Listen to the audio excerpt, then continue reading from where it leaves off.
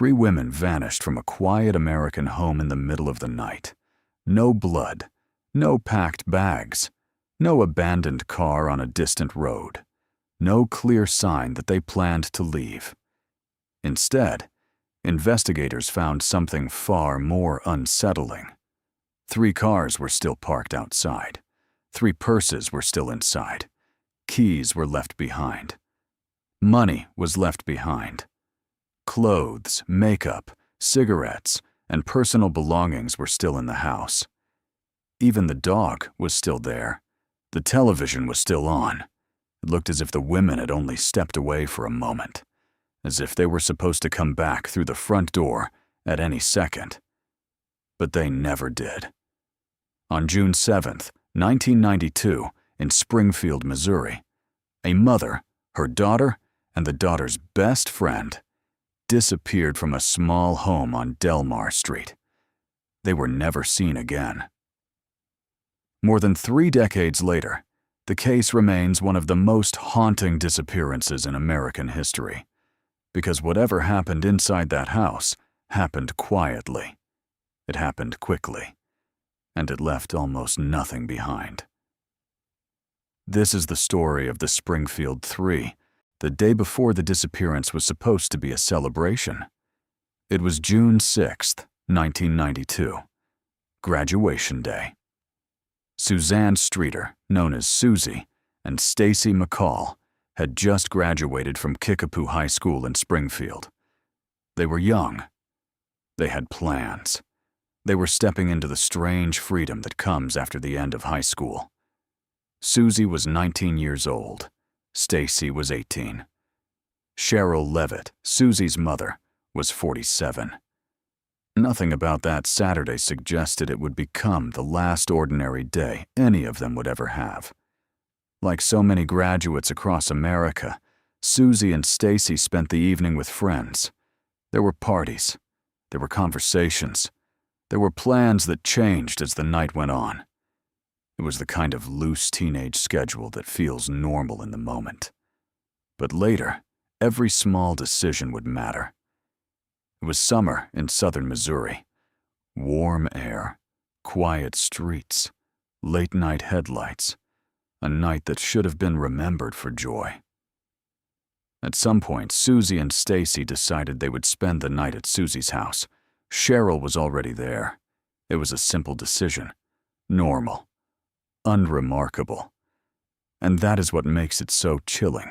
According to the established timeline, Susie and Stacy returned to Cheryl's home after attending graduation parties. That small house on Delmar Street became the last confirmed place connected to all 3 women. That fact is terrifying. They did not disappear from a highway. They did not vanish from a parking lot. They were not lost in the woods. They were at home, a place that should have meant safety.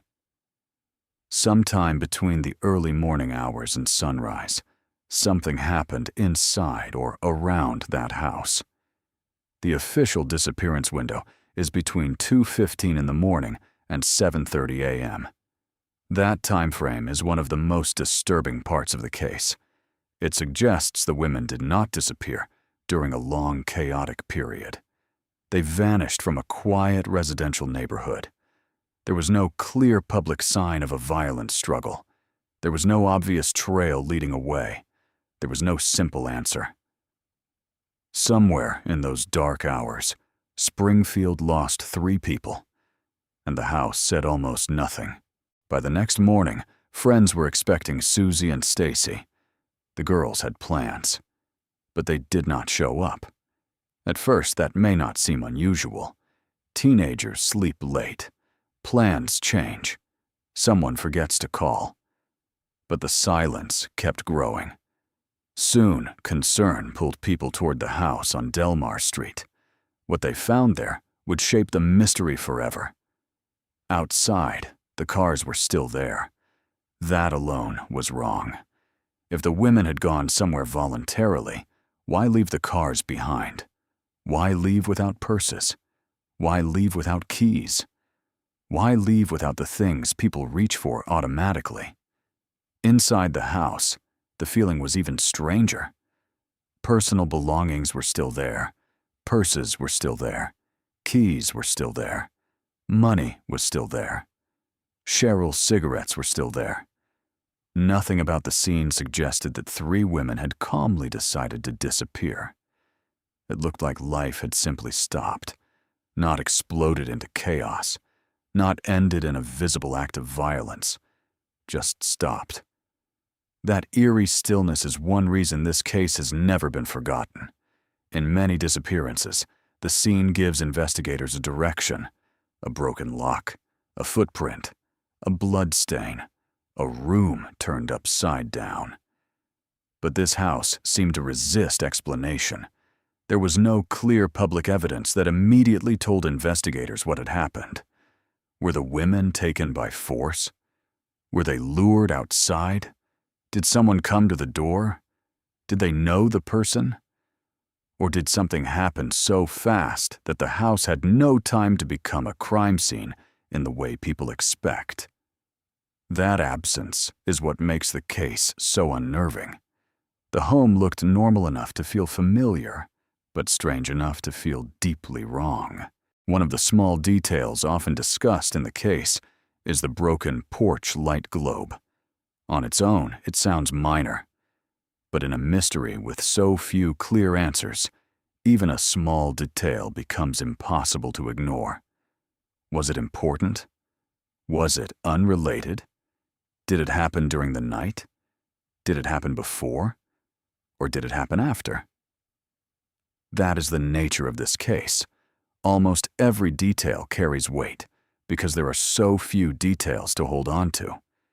In a mystery like this, even the smallest object can feel like the edge of a truth no one has been able to reach.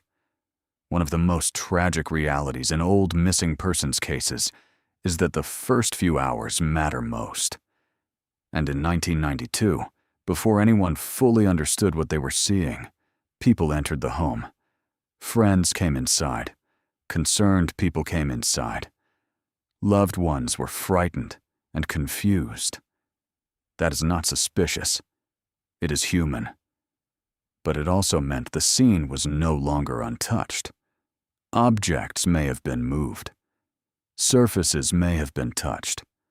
Small clues may have been changed without anyone realizing it. The normal reactions of frightened people may have made an already difficult case even harder. That is part of why the Springfield 3 still haunts investigators and the public. They did not only vanish, they vanished from a place where answers may have existed for a short time. A smudge, a message, a sound, a disturbed object, a detail no one thought to remember. Then the hours passed, and those fragile clues began to disappear into uncertainty. By the time the case fully opened, the mystery was already pulling away. True crime stories often focus on what is missing. In this case, what matters just as much is what was left behind. The belongings told a story, not a story of planning, a story of interruption. People who plan to leave usually take their purse, they take their keys, they take identification, they take medication, they take their car. People who plan never to return do not usually leave behind the basic pieces of their lives. That is why this case feels so unnatural. Everything suggests the women expected to stay close, or to come right back. The image is almost cinematic in its simplicity. A quiet house, a late-night arrival, a normal morning that never begins. 3 women gone from the scene, and the evidence of their everyday lives frozen in place. Every purse, every key, every parked car, all of it seems to say the same thing. Whatever happened, it was not part of their plan. As law enforcement moved in, the central problem became impossible to ignore. There was no body. There was no confirmed suspect. There was no clear forensic path that solved the mystery. There was only a void. And voids create theories. Over the years, this case has attracted rumors, speculation, possible suspects, strange claims, and supposed confessions. Some people claimed they knew what happened. Others connected the case to local criminals or men already known to police. But speculation is not proof. And one of the biggest mistakes in true crime storytelling is confusing rumor with evidence. So here is the hard truth. After all these years, the disappearance of the Springfield Three remains unsolved. That uncertainty is not a weakness in the story. It is the story. This is not a case about the satisfaction of resolution. It is a case about the terror of absence. 3 women were there. Then they were not. And no explanation has ever fully answered the facts. There are many missing persons cases in American history, but only a few stay in the public memory like this one. Part of it is the number. 3 people disappearing together is rare. 3 women disappearing from one house in one night with so little evidence left behind is even rarer. Part of it is the setting. This was not a remote wilderness. It was not a dangerous road trip. It was not a foreign country. It happened in a neighborhood, in a home, inside a version of ordinary life that almost anyone can recognize. And part of it is emotional. A mother, her daughter, a best friend. A graduation night that should have marked a beginning became an ending without a conclusion. That contrast gives the case its sadness. The party lights faded. The neighborhood went quiet. Morning arrived, and the future disappeared before breakfast. Years passed. Then decades. The names remained the same, the questions remained the same, and the pain remained too. Cases like this do not freeze in time for the families. They continue. Birthdays pass, holidays pass, anniversaries return, and each year brings back the same impossible question. What really happened that night? Did someone watch the house? Did someone know the girl's plans? Was the crime planned? Was it sudden? Was it personal? Was it random? The official case endured. Tips continued. Public attention returned again and again. But no breakthrough arrived that could finally explain how 3 women vanished from a place that should have protected them. That is why this case remains alive. It is not only unsolved, it feels almost impossible. And yet, as long as the case remains open, the possibility of an answer still exists, even if that possibility is faint. In the end, the house on Delmar Street became more than a location. It became a symbol of the kind of mystery that refuses to close. A place where routine became nightmare with almost no visible warning. The most frightening crimes are not always the loudest. Sometimes the most frightening thing is silence. A front room with no voices. A driveway with cars that do not move. A dog waiting for owners who never return. A television flickering in an empty room. That is the lasting image of the Springfield Three.